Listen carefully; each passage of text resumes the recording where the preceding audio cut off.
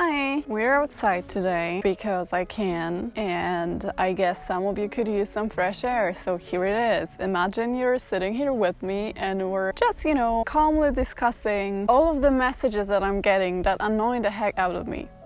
Just kidding. I do get a lot of messages and a lot of them are like, I'm doing a school play that's based in 1920s and can you give me any tips on 1920s fashion? Or I'm writing a novel that's set in 1854 but I just can't find any information about what women wore. So this video here is for all of you who didn't do your homework and maybe you just didn't know how to find this kind of information. But we live in the times when there is just so much information online. There's just so much stuff you can find and it's really not that difficult. And the car's coming.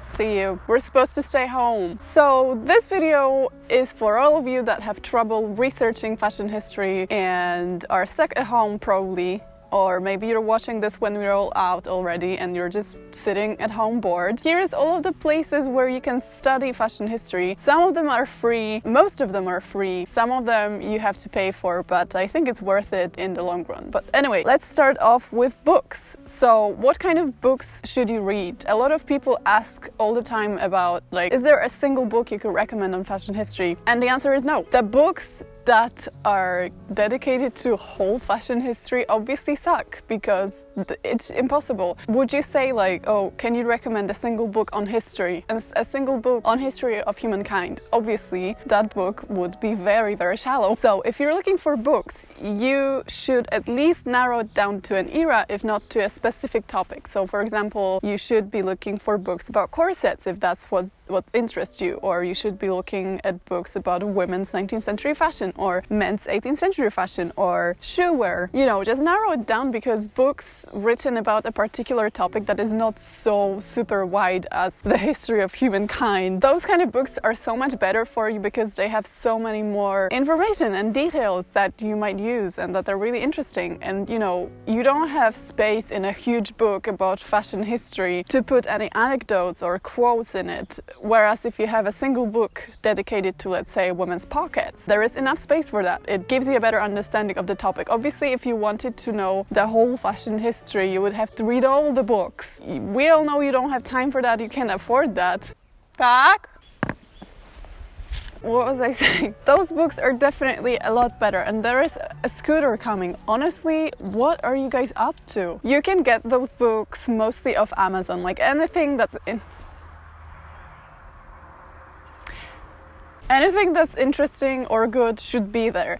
There are books on fabric, there are books on shoes, there are books on hairstyles, headwear, all of that stuff. And a pro tip for all of you cheapskates out there, if you find those books on Google Books, you can almost always have at least a little peek inside, and sometimes it allows you to read the whole chapters, like not the whole book, but like most of it or like 2/3 of it. Sometimes it's really cool because it's better to read one chapter of a really good book than the last time I'm shooting outside, than to read a whole book that is not that good. So look for those books on Google Books and sneakily have a look inside, see what they're like, read the chapters available to you, and if you find those books interesting, get them on Amazon because they should be there. Another thing is books or articles or stuff that was actually written in the era that you're researching. So we all know it's interesting to read modern perspective on what it looked like, but you'll never know unless you actually read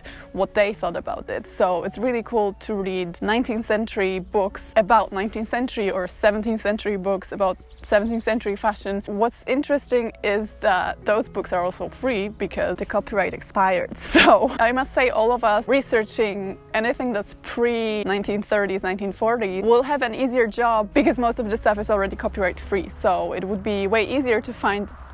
Honestly, what the hell? As difficult as it is to find original texts from the era and like sources, if you find them, they're really good. And I'm talking like books on beauty, books on fashion, books on being ladylike. There is a lot of interesting tips there that can often tell you a lot about fashion in that time.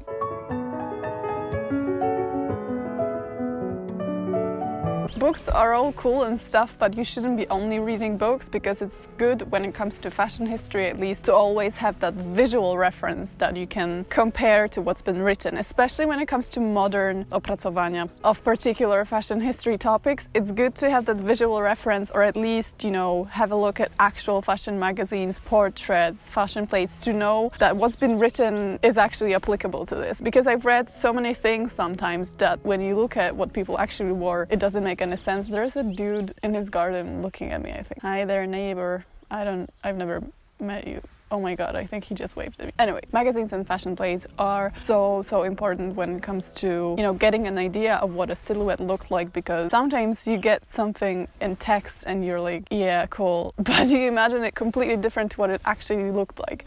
So I love looking at fashion plates because it shows so many things that are never actually discussed in all of these texts and articles and books, because it's not important. It's not important to a fashion historian whether a bow in 1886 skirts was on the left or on the right most of the time, or whether or not the hem was underlined with canvas, and all that stuff. Maybe it doesn't show on fashion plates as such, but it does show on original clothing, and it's sometimes good to have both the fashion plates in your head and the original clothing. So the fashion plates are actually really easily accessible at this point, because, as I said, most of the stuff that's pre-1920s is already, the copyright has expired. So if you go at pages of museums, especially those that have a fashion department, like Met Museum, for example, or if you go at libraries, you can have a look at a lot of fashion plates. Met Museum has a really great collection of fashion plates, but a lot of libraries, public libraries, do as well. And it usually comes down to Googling library fashion plates 1896 or something like that. Sometimes you can find them off Pinterest, but Pinterest is very unreliable when it comes to giving dates for the fashion plates, but we'll get back to that later. We'll get back to that later, yeah. There is a lot of 18th century fashion plates on a website called gallica.fr. I'll give you links to all of the sites I'm talking about in the description, so don't worry. So I mentioned the original clothing. Luckily for us, most museums nowadays have their collections digitalized, which means that we can have a look at least at the garment from the outside and the front, if not the back or the inside, as it's sometimes also shown. So you can have a look at the biggest fashion museums in the world and just have a look at their websites and check out their collections. I'm pretty sure you can do that at the V&A Museum. You can have a look at their collections. You can definitely have a look at Met. They have a lot of stuff. The Kyoto Costume Institute, which apparently is not actually a museum, but they have a lot of stuff as well. My personal favorite is the National Gallery of Scotland, because they have their clothes digitalized in a way that you can turn them around 360 degrees, which is a really cool way of displaying clothing. And I wish every museum did this, because so many times there is just this one detail that you want to have a look at, and it's not only on the website, it's not only available 360, but also you can zoom in really close. You have to be careful though, because sometimes, and it doesn't happen often, but sometimes even the museums don't label their clothing correctly. For example, Met is famous for mislabeling a robe à la polonaise, which is actually a robe à l'anglaise. I think there is a tractor coming, so we'll have to wait that out. How are you guys? Let's chat while this thing is moving. My dad is coming. How you doing, sir? Good day in the field, was it? So yeah, museums are cool. Another way of learning some fashion history is through online courses and online groups. There is actually not that much fashion history related online courses, because I did check that out at some point and it's not that available, but there's a lot of Facebook groups. And as silly as it may sound, if you find a really good group, it is going to teach you a lot about fashion history, and it is going to be a really nice environment, because we all know some Facebook groups can be a bit nasty, but if you find the right ones, you can actually learn a lot. So again, it kind of depends on the era that you're going for, but there should be a lot of groups for each era, and make sure that you find ones where there's a lot of people that are actually passionate about the topic, and there's a lot of reenactors because they mostly care about their outfits to be historically accurate, which is why they do a lot of research. So, and then we also have scholars, so the academic aspect of it. Fashion history is an academic part of history, and it is acknowledged as that. So there is actually a lot of people, you know, PhD candidates, professional historians that do delve into the topic of fashion history, and that results in a lot of, you know, high quality texts, articles, or conferences. So last year I attended the Association of Dress Historians conference in the UK, and they do actually have journals of fashion history that are available online, and they do have some texts on several topics in fashion history. You know, every journal has different topics, like working class women in rural Ireland in 1830s, or golden trimmings in Swedish kings' fashions. I don't know, they're really narrow topics, which also makes it really interesting because these are the topics that you usually won't read about in a book. So if you're interested in that, go check out their website, which I'll also link in the description, and you can have a look at what they have to offer. I like reading those journals because, again, these are the topics that I would never find about otherwise. You can also check out the academia.edu website, and they have a lot of texts on fashion history, and most of them are for like the premium members. You have to buy a membership to actually access the texts, but I found some free ones, and they actually helped me with my research, so maybe they'll help you with whatever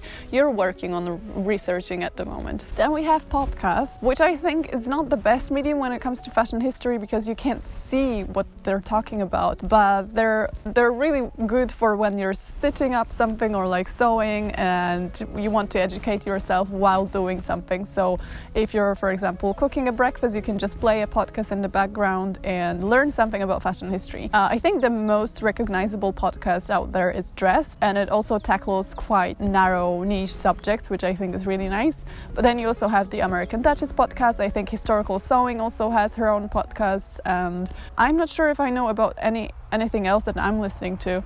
Hello, delivery guy. But I'm pretty sure if you search for fashion history podcasts, most of them I've noticed tackle 20th century fashion, so they're like post-war fashion, so I don't really listen to that, but I'm pretty sure you can find something that you're interested in if you just search for it. As I said, it's not difficult. Then we also have documentaries. So I have a problem with documentaries because they often try to be sensational. They may not always deliver in terms of what it actually was like, because they dig out all of the exciting stuff, and that's what makes a good documentary, I guess. But there are some though that are worth watching, definitely. A Stitch in Time is the kind of a documentary where you get both the theory and the practical aspect of it, because they recreate the garments, so I guess that's really interesting. There are also several documentaries about the history of the fashion industry, which I think are really cool, and I'm gonna link them. So then we have YouTube. I must say that YouTube is quite a good source for fashion history related stuff, and I'm not saying that because I do it, but I'm saying that because most of the people that I've seen tackle the subject are actually doing it quite well. Like, if someone delves deep into the topic, they're doing an okay job. If it is something like it's supposed to be clickable and it's supposed to go viral, let's not go there. It's usually not the best quality. But if someone actually decides to, you know, put the research in it and make something interesting, it usually works. I would say that you should focus on channels that tackle mostly fashion history, and they don't go for it occasionally just because it sells. There is the CostTube, of course, and CostTube is mostly related to the practical aspects, so the making of the clothes. But obviously the making would be nothing without actually getting to know how the clothes were done and why they were done in a particular way. So honestly, what the hell, there's like 5 people in this whole village. Who are those guys? Like, I'm not giving you names because I don't want to seem biased, so just go for whatever you're interested in, and just avoid channels like Allure or Cut or BuzzFeed that just go for the clickable aspect of fashion rather than actually teaching people about what it was like. So there's the tea. Then we have fashion history blogs, and I must say I am very partial to fashion history blogs because that's the way I learned most of the stuff that got me interested in fashion history. So I discovered one blog and then the other blog and then this one, and a lot of them were related to costume making, but a lot of them, there goes my mom, but a lot of them are really, good quality academic texts. So it's not like, hi guys, welcome back to this blog. Today I'm gonna talk about skirts. Skirts are long and they were made for women. No, it's usually like some high quality analysis of, primary sources, of historical texts, historical garments. And I must say that sometimes historical fashion blogs do a better job at it than actual scholars because they are just way more dedicated to actually finding out what it looked like. So there is a lot of times where scholars came to one conclusion and then the historical blogs are kind of like, yeah, but that didn't really happen. So I think at some point there were like hundreds of historical blogs that I actually read and that were updated on a regular basis. And even if they are not anymore, there is still a lot of text that you can find and read on your own and just learn.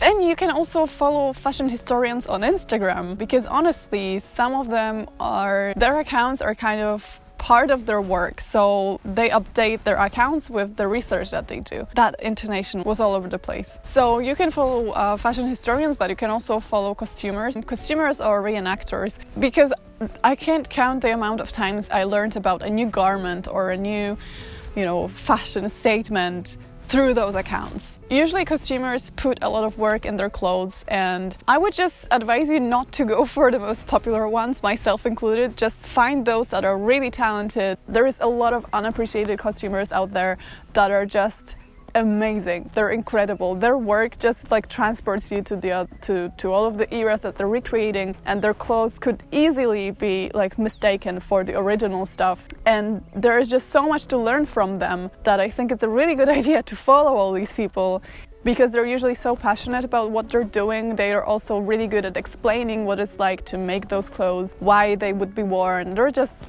eye candy. So there is that. And finally, we have Pinterest. Pinterest is kind of underrated and overrated at the same time when it comes to finding fashion history references because it's really so approachable. It's just like a click away and you can type in whatever date you're looking for and it usually just shows up. Alas, it comes at a price. A lot of the fashion plates and stuff that's showing up there is mislabeled, misdated, it's actual movie costumes labeled as historical garments, and so many times I've seen so many crucial mistakes there that it's really dangerous when you're only starting out and you go out there and you're like, here is 1870s dress. You just have to be really careful. I would say if you find something nice on Pinterest, check the source, maybe Google the image and check where it came from in the first place and what the actual year is, or just follow reliable people like fashion historians, costumers, costume and historical bloggers. So those people usually pin stuff that they know to be correct. But there is a lot to find there because Pinterest is basically kind of like a trash can of the whole imagery on the internet, and for some reason there is a lot of fashion history related stuff there, and it's just really accessible because it's one click away. So check that out. I know, myself included, a lot of costumers and a lot of people interested in fashion history spend hours on Pinterest. I basically spent first 3 years of my studies on Pinterest because my classes were boring. So it is very addictive, but you have to be careful about all of the mislabeling and kind of like trickstery that appears there. What? So I'm losing my son a little bit, so I think we're gonna stop here. If you have any other cool places where you can study fashion history or find some information, let me know in the comments. But yeah, I guess it's a good starting point for when you really want to learn something and you just don't know where to look for it, because judging by your messages, y'all have no idea where to look for it. So, and also I forgot to mention that with books, it's really important to always check the very last pages where the author lists their sources. because usually you get one fashion history book and you look at the bibliography, and there's like tens of different books listed that might interest you, so you have to check those out. And it's kind of like a never-ending story, you know, you buy one book and you check what's listed at the end of it, and you find like 5 more books that you may want to read, so you buy those 5 books, and then you check the end of those books and there is like 10 more. So yeah, there is a lot of money you can spend on them. But as I mentioned, there's a lot of free stuff as well, so especially primary sources is something I would encourage you to have a look at, because sometimes it just breaks your brain and you're like, so this is what it was like. Sometimes it contradicts what has been written in the history books. Have a nice time researching, and I hope you spend your quarantine nice and safe studying fashion history, if you want to, I guess. I don't know. Or not. Or don't. Why did you watch it though? See ya!